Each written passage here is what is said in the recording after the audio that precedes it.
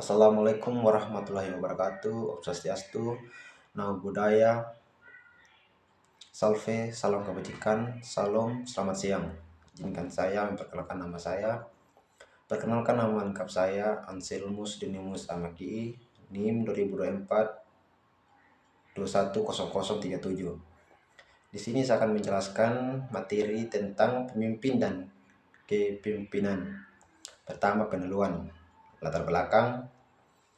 Dalam kehidupan bermasyarakat, berorganisasi, dan bernegara, peran pemimpin sangatlah penting. Kepemimpinan merupakan kemampuan seseorang untuk mempengaruhi, mengarahkan, dan memotivasi orang lain untuk mencapai tujuan bersama. Seorang pemimpin bukan hanya orang yang memiliki jabatan, tetapi juga seseorang yang memiliki integritas, visi, dan kemampuan manajerial yang baik. Di era globalisasi saat ini, tantangan yang dihadapi pemimpin semakin kompleks. Oleh karena itu, pemahaman tentang karakteristik pemimpin yang efektif dan gaya kepemimpinan yang tepat sangat diperlukan baik dalam konteks pemerintahan, organisasi maupun pendidikan. Yang kedua, rumusan masalah. Pengertian pemimpin dan kepemimpinan. Pengertian pemimpin adalah individu yang memiliki kemampuan untuk mempengaruhi, membimbing, dan mengarahkan orang lain dalam suatu kelompok atau organisasi untuk mencapai tujuan tertentu. Pemimpin tidak hanya ditentukan oleh jabatan atau posisi formal, melainkan juga oleh pengakuan dari anggota kelompok atas kemampuan, kepribadian, dan integritas seseorang. Menurut Kartini Kartono 2003, pemimpin adalah seseorang yang memiliki kecakapan dan kelebihan, khususnya kecakapan di satu bidang, sehingga ia mampu mengaruhi orang lain untuk bersama-sama melakukan aktivitas demi mencapai tujuan tertentu. Pengertian kepemimpinan. Kepemimpinan adalah seseorang mengaruhi dan mengarahkan individu atau kelompok untuk mencapai tujuan bersama. Kepemimpinan mencakup kemampuan untuk berkomunikasi, membuat keputusan, memberikan motivasi, dan menciptakan visi yang jelas. Menurut James 2007, pemimpin adalah seni mobilisasi orang lain untuk ingin berjuang demi aspirasi bersama. Kepemimpinan bukan sekedar mengatur atau mengontrol, tetapi menyangkut bagaimana membentuk hubungan dan menciptakan perubahan positif. Gaya kepemimpinan. Yang pertama, kepemimpinan otoriter. Ciri-cirinya, pemimpin membuat keputusan secara pihak, bawahan hanya mengikuti perintah tanpa banyak dilibatkan dalam proses pengambilan keputusan. Komunikasi bersifat satu arah dari atasan ke bawahan. Kelebihannya, efisien dalam situasi krisis atau darurat, cocok untuk tugas yang membutuhkan kedisiplinan tinggi. Kekurangannya, bisa menurunkan motivasi dan kreativitas bawahan, menyebabkan ketergantungan pada pemimpin dan kurangnya partisipasi aktif. Kepemimpinan demokratis. Ciri-cirinya, pemimpin melibatkan anggota tim dalam mengambil keputusan.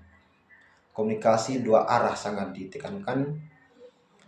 Terdapat penghargaan terdapat ide dan pendapat anggota. Kelebihannya, meningkatkan semangat kerja dan rasa memiliki, mendorong kreativitas dan kolaborasi. Kekurangannya, proses pengambilan keputusan bisa lebih lebar, kurang efektif dalam situasi yang membutuhkan tindakan cepat. Kepemimpinan laissez-faire. Ciri-cirinya, pemimpin memberikan kebebasan penuh kepada tim untuk membuat keputusan dan mengatur dari diri mereka sendiri. Minim keterlibatan langsung dari pemimpin. Kelebihannya, cocok jika anggota tim sangat ahli dan mandiri, mendorong pertumbuhan profesional atau otonomi. Kekurangannya, dalam menyebabkan kekurangan arahan jika tim tidak cukup berpengalaman, risiko munculnya konflik atau kebingungan dalam tugas. kepemimpinan transformasional.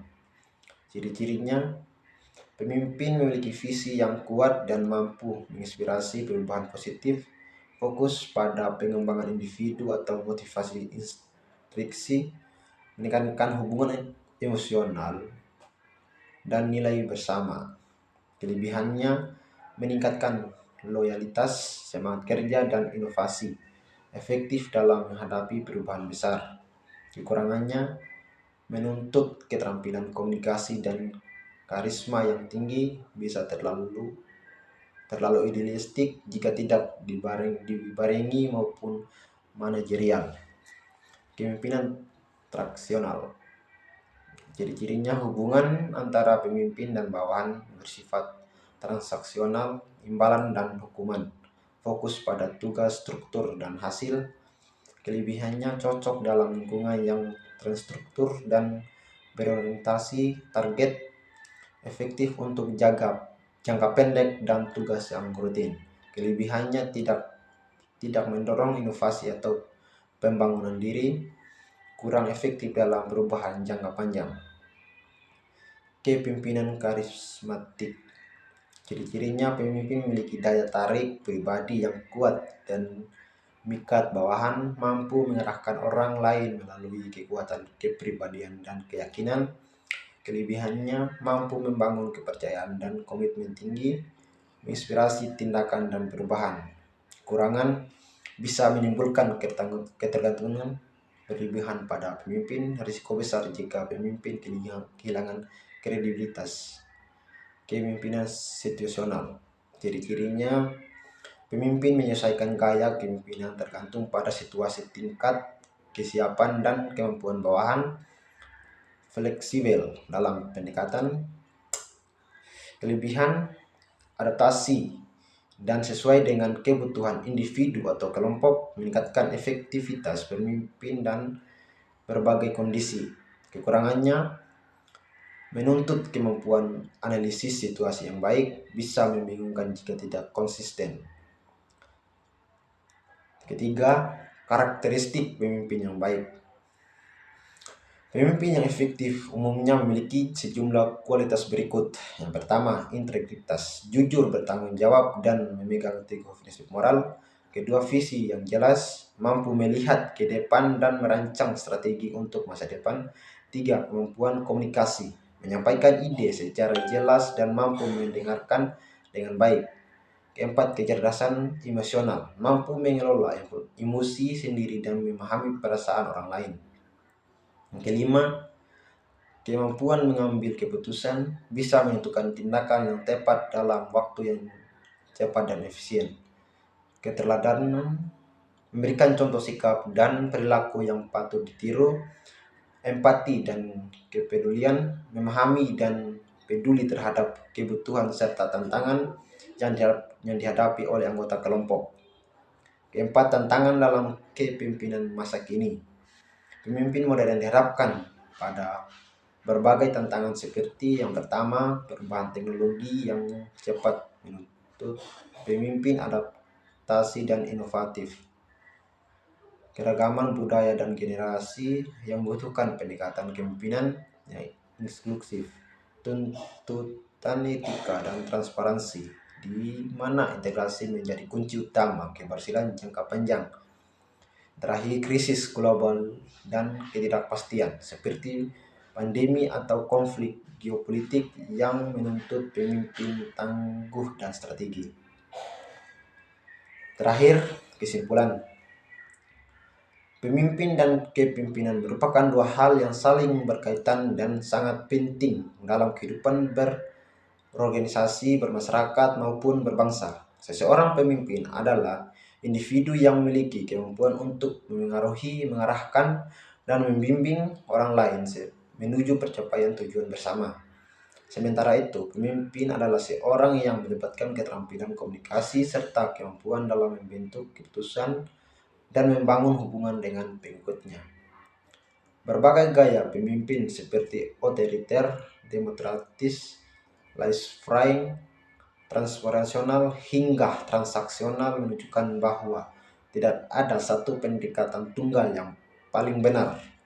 efektivitas seseorang pemimpin tergantung pada konteks, karakter tim, serta tantangan yang dihadapi oleh. Karena itu pemimpin yang baik harus adaptif, berintegritas, komunikatif, dan mampu menjadi teladan bagi orang-orang yang dipimpinnya. Dalam era modern yang penuh tantangan dan perubahan cepat, dibutuhkan pemimpin yang tidak hanya cerdas secara intelektual, tapi juga memiliki kecerdasan emosional dan moral. Pimpinan yang bijak dan berorientasi pada nilai-nilai kemanusiaan akan membawa perubahan positif bagi organisasi maupun masyarakat secara luas. Sekilas dari hasil penjelasan saya, kurang lebihnya ya minta maaf. Assalamualaikum warahmatullahi wabarakatuh. Selamat siang.